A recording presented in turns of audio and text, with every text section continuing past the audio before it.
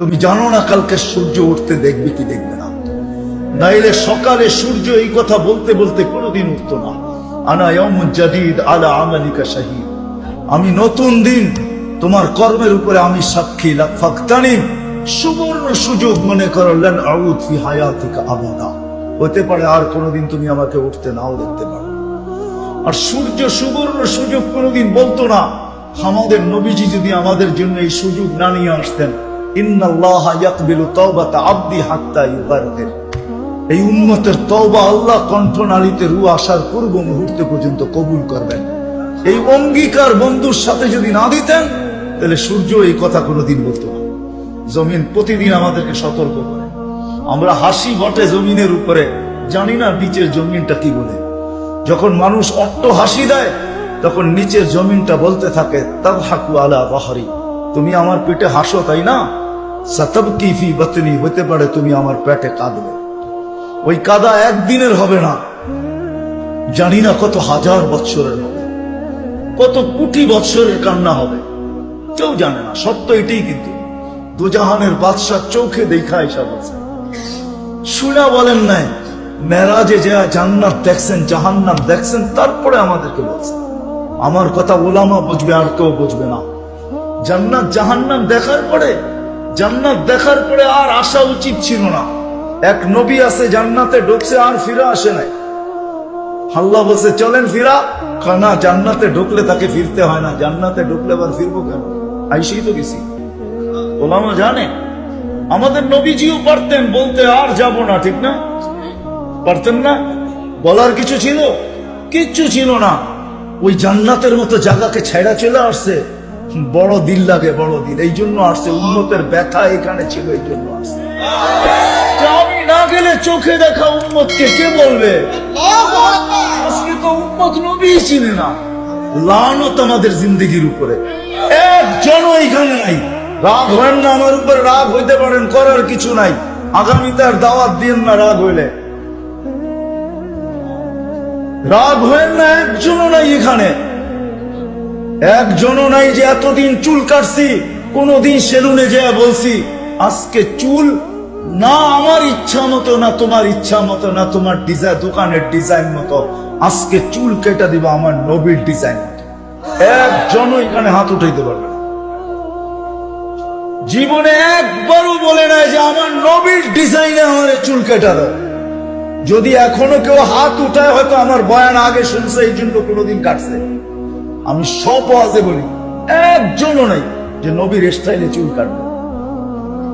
হায় যুবক, যদি একদিনও কাটতা। রাত্রে ঘুম হয় না তোমাদের চিল্লানোর কারণে। তোমার স্বাধীনতা আছে, তুমি চিল্লাইতে পারো, কেননা খেলা তো 1টার সময় শুরু হবে, ওয়াজ তো 12টায় শেষ হয়ে গেছে। তুমি চিল্লাইতে পারো, তোমাকে স্বাধীনতা দিছে আল্লাহ, আমি কিচ্ছু বলবো না। আল্লাহ যদি স্বাধীনতা না দিত, আল্লাহ ডাকবে 24 ঘন্টা, আল্লাহটা ভোগ করবে, আর আল্লাহ ডাকবে আর মসজিদে যুবক আসবে না। স্বাধীনতা দিছে, এই জন্য কিচ্ছু বলে না।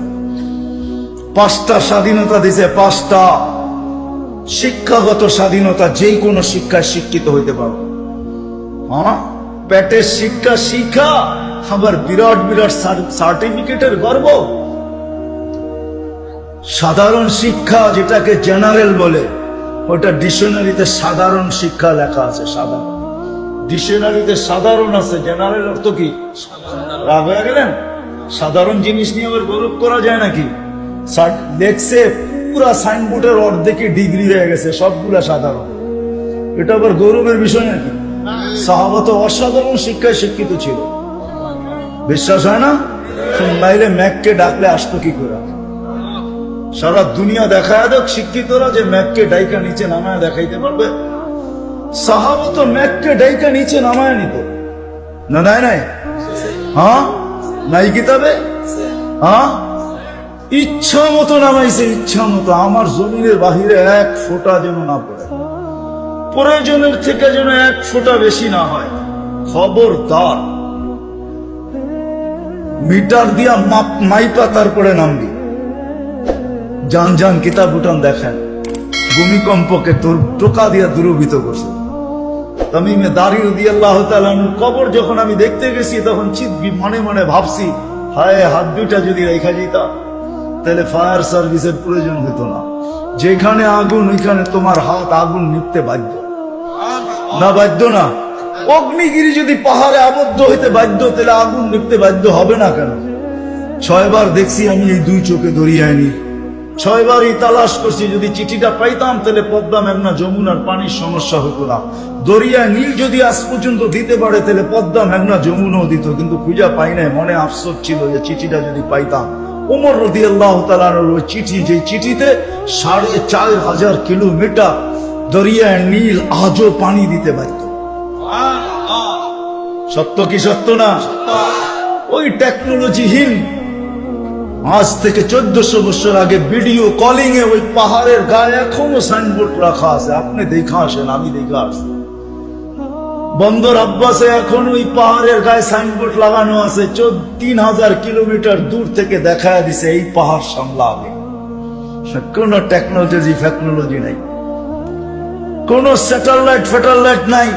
ওইখান থেকে জুমার দিন খুতবায় দাঁড়ায় বসে সারিয়াতুল জাবাল, পাহাড় সামলা না বলে নাই?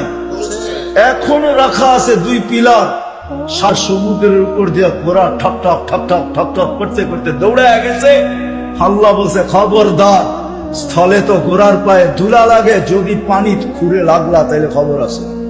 খুঁড়ে পানি পর্যন্ত লাগে নাই। আমি 2 বার গেছি মরক্কো, উকবা বিন নাফে রাদিয়াল্লাহু তাআলা আনহুর কবরে যায় বলছি সেলুট তোমাকে। আটলান্টিকের পাড়ে ঘোড়া দাঁড় করায় বলছে লাউ আলিমতু ওয়ারা হাদাল বাহরি আহাদুন মা সাদ্দানি আদা। হায় হায়, যদি ওই পারে কোনো লোক থেকে থাকে বলো আমাকে, এই সমুদ্র আমার জন্য বাধা না, আমি ঘোড়া দিয়া পার হবো।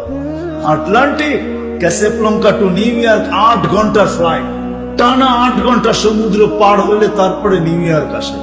আর উনিকে আমি ঘোড়া দিয়া পার হবো। ওনারা অসাধারণ বিদ্যান ছিল। আমরা তো সাধারণ বিদ্যান, এটার গর্ব নিয়ে শেষ করতে পারি না, ঠিক না?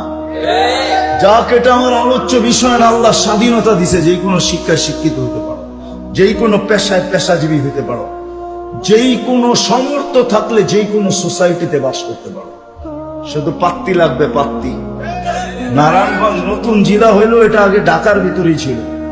ঢাকায় বাসায় পাত্তি পাত্তি। টাকা যদি থাকে দুনিয়ার যেই কোথাও বাস করতে পারো। চতুর্থ, আল্লাহ বাক স্বাধীন মত আদর্শগত স্বাধীনতা দিয়েছে, নাইলে বাক শক্তি দিবে আল্লাহ। আর আপনি লাউড স্পিকার পায়া বলবেন আল্লাহর বিরুদ্ধে, অথচ আকরাবু মিন হাবলিল ওয়ারিদ, আল্লাহ শাহবাগের চেয়েও কাছে। ওয়া আইনামা আনা মাকুম আইনামা কুনতুম, আল্লাহ সঙ্গে আছে, তারপরে শুনতেছে, কিছু বলতেছে না। না বেরুন কাইফা তা'মালুন, আল্লাহ বলে শুধু তাকায় তাকায় দেখি করিস কি।